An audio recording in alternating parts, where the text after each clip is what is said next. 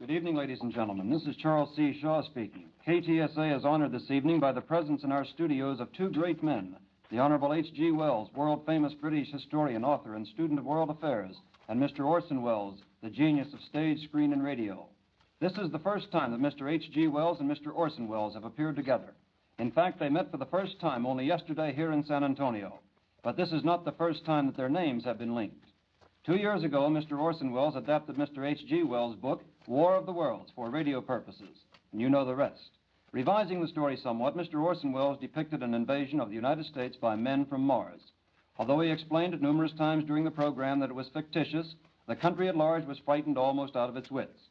Men called radio stations offering to enlist against the Martians. Others were panic-stricken.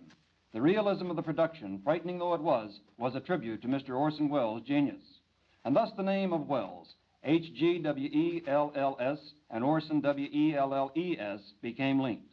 Mr. H.G. Wells, in the opinion of many, is the world's most famous man of letters. He has come to San Antonio to address the United States Brewers Association, and Mr. Orson Welles is here for a town hall forum address Wednesday. In this meeting of great minds, I feel rather inconspicuous, and the less I have to say, the better you listeners will like it. But first, could I interest you gentlemen in a discussion of Mr. Orson Welles' broadcast of Mr. H.G. Wells' book, The War of the Worlds? You're turning the meeting over to us, sir? I am, for the moment. He's turning it over to us. Well, I've had a series of the most delightful experiences since I came to America. But the best thing that has happened so far is meeting my little namesake here, Orson. I find him the most delightful carrier. He carries my name and an extra E that I hope he'll drop sooner or later.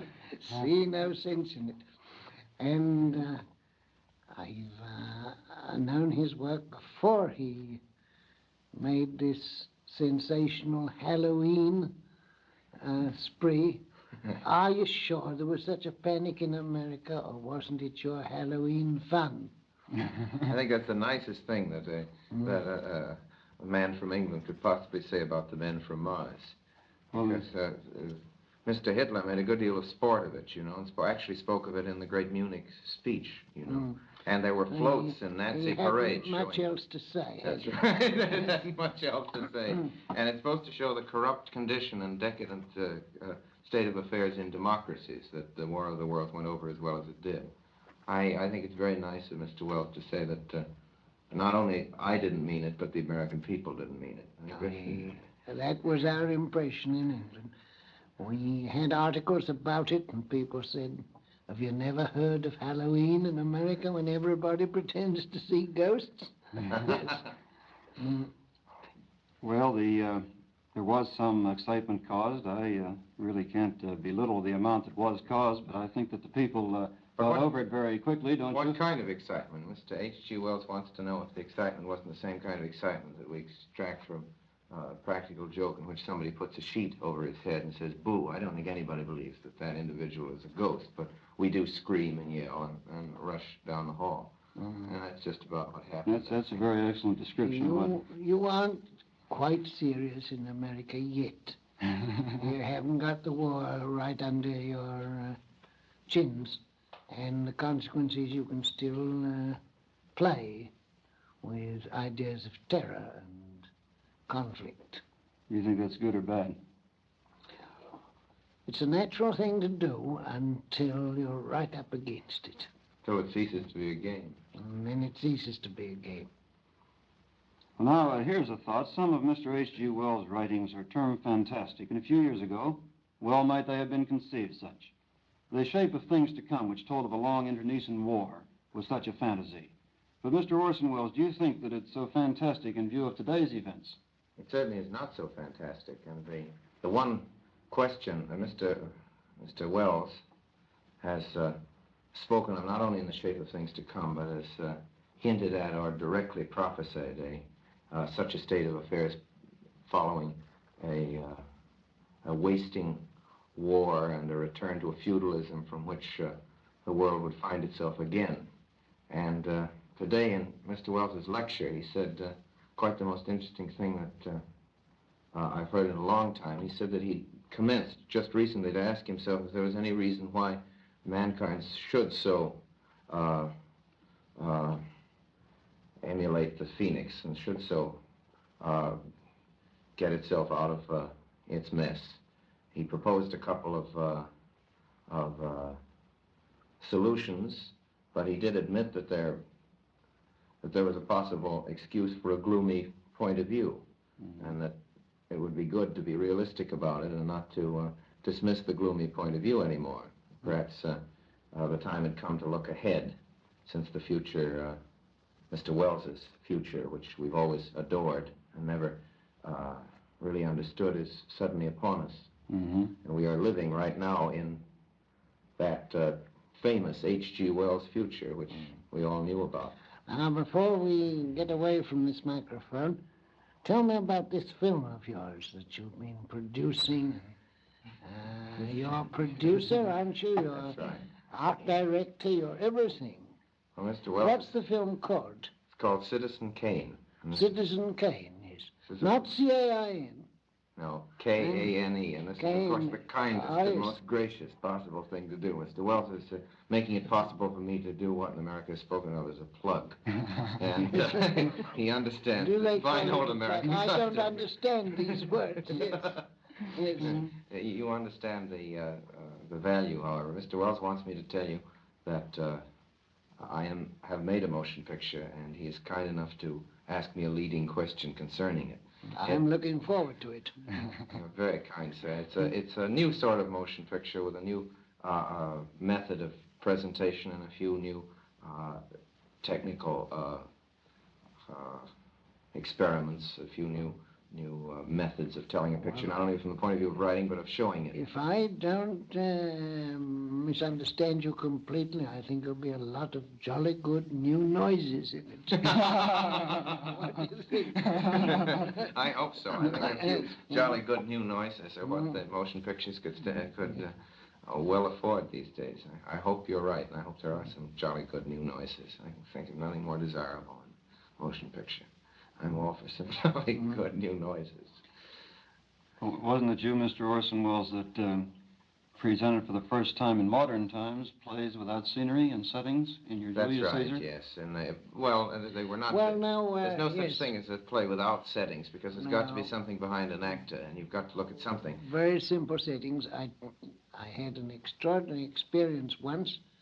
I saw Ellen Terry's son. What was his name?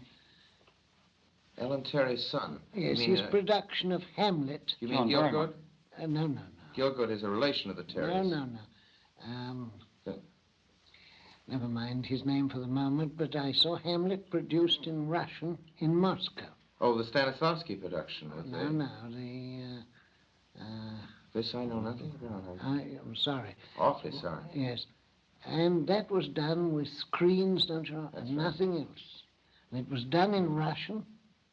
I know my Hamlet pretty well, and all the time I thought I was listening to the English play.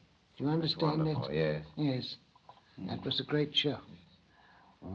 What do you think what effect do you think this war, or any war, will have or is having on the arts, principally the theater and literature? Well, now, in a country that is fighting hard, as Britain is doing, the arts go into a temporary rest. But I think if we come out of the war, then there will be a great renaissance, because we shall have a greater sense of reality, less respect, don't you know, for tradition and the old-fashioned way of looking at things. Oh, I agree so much. I with think you. it means... Great purge, I If think, it doesn't mean war. disaster, this war, it means a tremendous renaissance of the human mind. A new approach to realities in terms of the arts. Of course, now in America, we go through the worst possible stage in the arts, because we are not ourselves engaged in the war, and the war is only a kind of conception in the newspapers for us. But it has affected us sufficiently to degrade the taste, and we're going through that period of mild war hysteria, which means a degradation of standards in the arts, particularly in the theater arts, but a tremendous boom in the financial aspects thereof. As if people are rushing into the theaters, but they're rushing into the wrong theaters to see the worst kind of pap. After we get into the war, and if we do, and after we get into the kind of trouble that we're bound to get into if it isn't precisely the war that we're speaking of now, since the war becomes a new war every week. But after we get into whatever it is we're going to get into, the same thing will be true of us, I think. And our arts will go into a temporary decline. But again, any sort of success following this war must make a whole new approach to the arts possible. It's always a great purge, I think, in the visual arts and in the theater arts, particularly in letters. What happens to our democratic peoples is first is a shock. Yes. And then after the shock, they pull themselves together. And we've had the shock, and now I hope we're going to pull ourselves together. And that means politics, war, art, everything become more rational, more powerful. We should take a step forward. Unless we take a step backward and go over the precipice. Do you think that that shock is due to a lack of discipline in a democratic country as opposed to a totalitarian country? Oh, no. Oh, good. So glad. Discipline is a word for children and, you know, people who have to salute and that sort of thing. Grown-up people do want to live freely and largely. Therefore, any group of gangsters who get together and give themselves wholly up to getting power have a temporary advantage. You know, you've been through the whole of this thing on a small scale with your gangsters here who've had for a time a reign of terror. They terrorized And a very real discipline within their own ranks. Yes, Discipline they is the had word. Law of the pack. Fear, discipline in their own ranks. But directly your democracy said, this is too serious and we can't let it go at that. You dealt with them. We have to deal with this air assault on civilization now, because it all comes through the air, you know. And until we've got a world's control of the air, this sort of thing may come back again. That's the thing that we have to stop. Well, do you think that this faculty that makes people get shocked, or this trait that makes them get shocked, is a sign of adulthood as compared with a more childlike attitude on the part of those who are under totalitarian rule? I think adult people want to live their own lives, try experiments with life, do this and that and the other thing. And therefore, any sort of criminal who chooses to concentrate on terrorism gets a temporary advantage. And you can't cure that. The grown-up world is at the mercy of the criminal until you've developed a method of dealing with the criminal. But a method can be developed. Naturally, there's a momentary period of surprise, because we're not, by the very nature of our way of life, we're not equipped to deal with what is foreign to our conception of a way of life. So that the first shock must necessarily be very great. If you have a happy village of people doing this, that, and the other thing, and you get a dangerous lunatic who begins to go about terrorizing the whole village, it's a great nuisance, but you have to pull yourselves together and suppress that lunatic. That's what civilization has to do now. And for a moment, speaking of your business of the shock, for a moment, of course, there is everybody's merely appalled. And during that period of mere shock and mere terror, the criticisms against democracy sound very valid indeed. But we know that Mr. Wells's community is going to pull itself together and going to deal with this lunatic. Well, do you think, Mr. H.G. Wells, that Britain's reverses, early reverses, may have been due to that initial period of shock, and that now they're over it? I think that our people could not believe that a whole nation could grow so mad as the Nazi socialists did.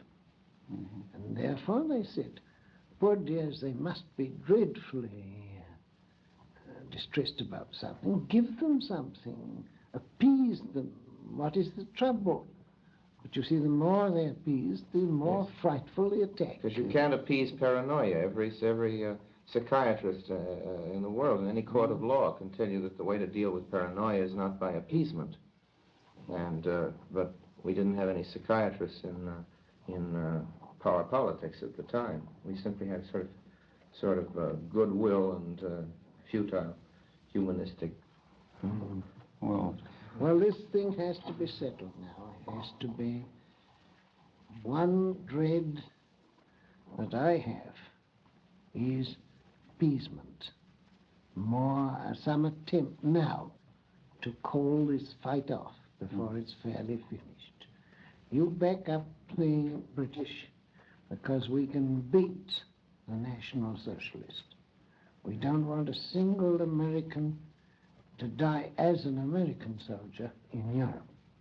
But don't get in the way when it comes to a settlement. Don't let them off, because this has to be a decisive fight. And at the end, we've got to have all the world disarmed so far as the air goes, because there'll be no peace until there's a complete control of the air by the civilized forces in the world. Who do you include as among the civilized nations, Mr. Mill? Well, the three nations that can put over peace in the air at the present time are America, the British system, and Russia. And if you can make friends with Russia, Russia is a very difficult, fickle country, and you may find a lot of difficulty in making friends. But if you can work somehow with the Russian, then you can now make peace in the air for all time. Well, wouldn't you have to appease Russia? Why appease Russia? Why appease Russia? I don't understand such a question. Well, to recognize her conquests What conquest? of the Baltic countries and Now Finland. listen. Wait a minute. Listen to that. We English have had a lesson about that. We let the Germans push their airports right up to the English Channel. We let them put guns that can fire into Dover. We had our time over again.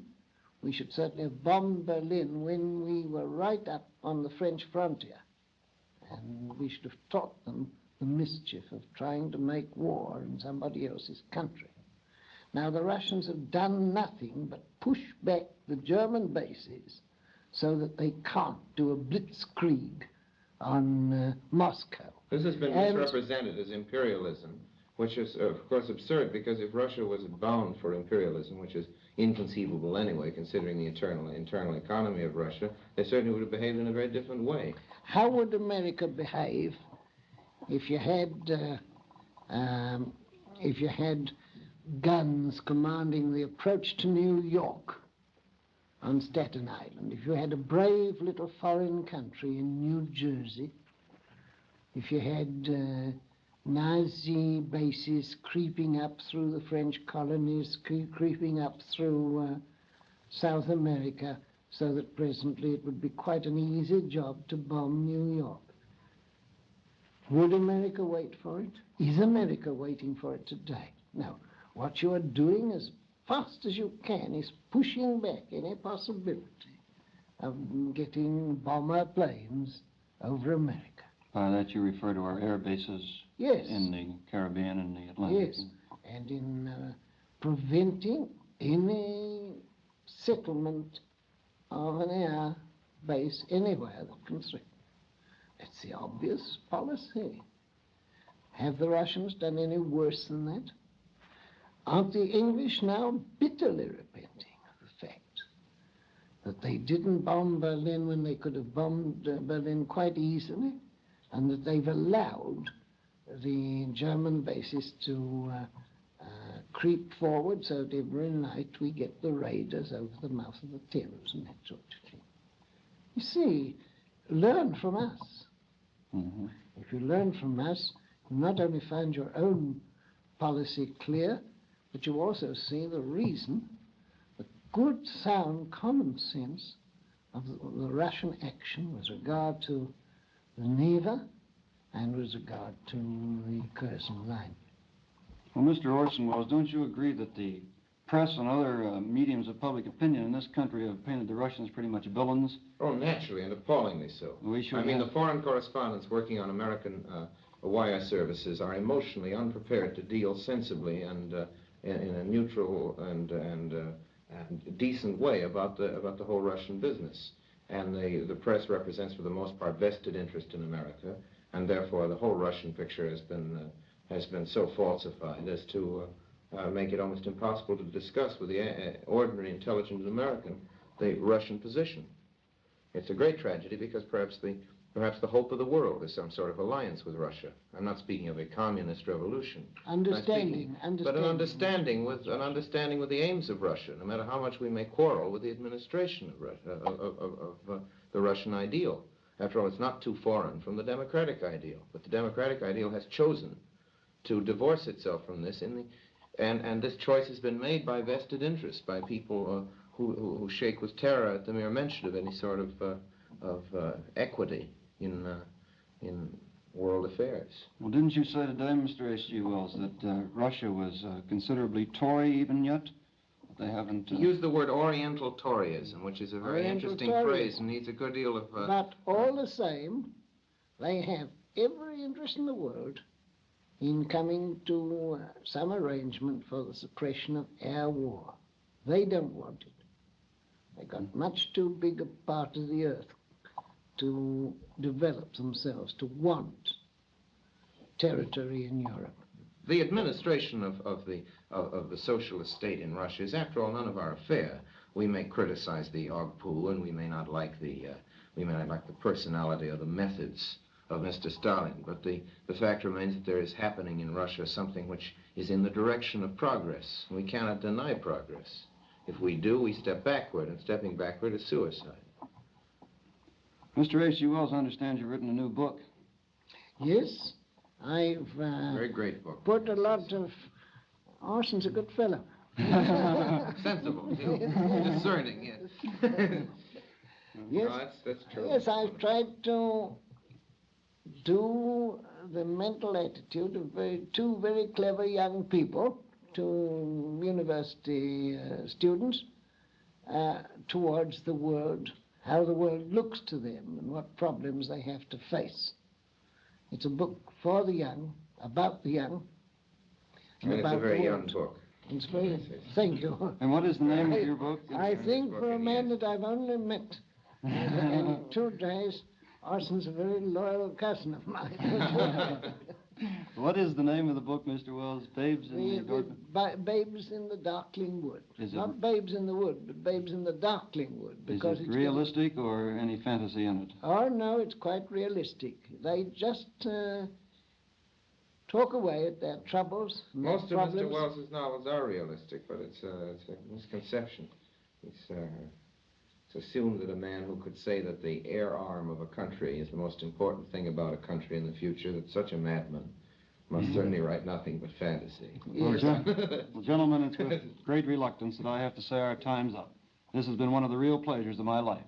Ladies and gentlemen, you have been listening to Mr. H.G. Wells, the famous British historian and author, and Mr. Orson Welles, the theatrical genius, who met for the first time in San Antonio yesterday and have honored us with their presence tonight. To you, Mr. H.G. Wells, and to you, Mr. Orson Welles, my heartfelt thanks for your kindness.